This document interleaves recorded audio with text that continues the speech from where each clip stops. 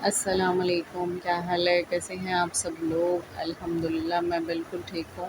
और आज आप लोगों के लिए रेसिपी लेकर आई हूँ। बहुत दिनों बाद कोई रेसिपी मेरे चैनल पर अपलोड होगी। आलू के पराठे की रेसिपी लेकर आई हूँ। बहुत बेसिक से मसाले और बेसिक सी चीज़ें इसमें डली हैं। बहुत ही आसानी से बनकर तैयार हो जाएगा। आपको जैसे कि पता है कराची में बरसात का मौसम है, तो बरसात के मौसम में पराठे बहुत अच्छे लगते हैं। अच्छा, कुछ लोग मुझसे पूछ रहे थे कि मेरे चैनल पे काम क्यों नहीं हो रहा, तो मैं शॉर्ट वीडियोस पे काम कर रही हूँ। आजकल लॉन्ग वीडियोस नहीं डाल रही। बहुत अरसे बाद ये लॉन्ग वीडियो आएगी मेरी, क्योंकि मैं बहुत ज़्यादा बिज़ी रहती हूँ, मसरूफ़ रहती हूँ। टाइम निकालना बहुत मुश्किल होता है मेरे लिए। तो काइंडली आप लोग मुझे सपोर्ट करें, मेरे वीडियोस देखें, लाइक करें, शेयर करें, सब्सक्राइब करें मेरे चैनल को ज़्यादा से ज़्यादा और मुझे सपोर्ट करें।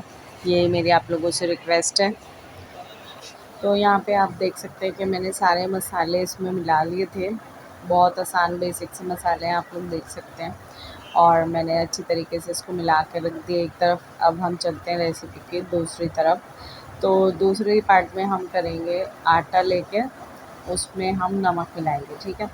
अच्छा, आटा यहाँ पे पूरा गेहूं का आटा नहीं है। 1 पाव इसमें गेहूं का आटा है और 1 किलो है इसमें मैदा। जब आटा और मैदा मिला के आप गूंथते हैं ना, तो पराठे बहुत अच्छे बनकर तैयार होते हैं। और अगर आप सिर्फ मैदा लेते हैं ना, तो पराठे इतने अच्छे बनकर तैयार नहीं होते। बिल्कुल नरम, मुलायम और खस्ता कुरकुरे से पराठे बनकर तैयार होते हैं, ठीक है। तो यहाँ पर आप हमारा आटा भी गूँथ कर हो चुका है तैयार। तो अब हम इसके छोटे छोटे पेड़े बना लेंगे और जो हमने स्टफिंग बनाकर तैयार की है वो हम इसमें ऐड कर देंगे, ठीक है। तो आपने भी बहुत छोटे छोटे पेड़े बनाने हैं और उसको जितना चाहे आप पराठे को बेलकर मज़ीद बड़ा कर सकते हैं, ठीक है। जितना आप पराठा मज़ीद बड़ा करेंगे ना, उतना ही आपका पराठा क्रिस्पी और कुरकुरा बनकर तैयार होगा। मोटा मोटा पराठा खाने में बिल्कुल अच्छा नहीं लगता, इसलिए ना आपने बिल्कुल पतला पतला बेलना है इसको, ठीक है। और जब आप मैदा और वो मिलाकर गूँथते हैं गेहूँ का आटा, तो आपका पराठा फटने के चांसेस भी बहुत कम हो जाते हैं। और आपने जो है ना इसी तरीके से बनाना है, ठीक है। अब स्टफिंग हमने इसमें डाल दी है, इसके बाद हम बेलन से इसको बेल लेंगे, ठीक है। तो आप मनचाहे साइज़ तक बेल सकते हैं इसको।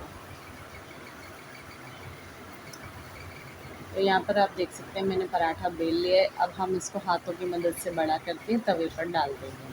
तवा पहले से हमने गर्म होने रख दिया था। अब हम इसको घी से सेक लेंगे और आपने बहुत अच्छा गोल्डन ब्राउन कलर आने तक पराठे को सेकना है, ठीक है। अच्छा, ये आपके सेकने पे भी बात होती है कि आप कैसे पराठे को सेकते हैं ना। कुछ लोग होते हैं कि पराठा सही से नहीं सेकते, या तो जल जाता है उनसे या फिर कच्चा रह जाता है। तो आपने इसको एक मीडियम टू लो पे नहीं, मीडियम टू हाई क्या कहते हैं आँच पे सेकना है। तो उससे ये होगा कि आपका पराठा बहुत अच्छा सा बनकर तैयार होगा, ठीक है। तो बरसात के मौसम में पराठे बहुत अच्छे लगते हैं। पराठे बनाएं, दाल के पराठे बनाएं आप, और आप बनाएं पकोड़े चाय के साथ, तो अच्छे लगते हैं, ठीक है। तो आप लोगों ने मुझे बताना है कि आप लोग मेरी वीडियो कहाँ कहाँ से देख रहे हैं, और मुझे इंतज़ार रहेगा आप लोगों के कमेंट्स का, आप लोगों के फ़ीडबैक का, कि इतने दिनों बाद मेरे चैनल पे लॉन्ग वीडियो आई है। तो देखते हैं कौन कौन लोग मेरे चैनल पे आते हैं और मैं उनको वेलकम करूँगी अपने चैनल पे, ठीक है। तो यहाँ पर हमारे पराठे बनकर तैयार हो चुके हैं, जिनको मैंने चटनी और कचूमर वाले रायते के साथ पेश किया था। बहुत ही मज़े के बनकर तैयार हुए थे। सबसे मैंने राय मांगी और सबने मेरी बहुत तारीफ़ की, तो आप लोग भी तारीफ़ बटोर सकते हैं। तो आप लोग इसी तरीके से बनाइएगा और खुशबाश रहें और मुझे दुआओं में याद रखें। अल्लाह हाफ़िज़। Keep watching Safiya skills. अल्लाह निगहबान।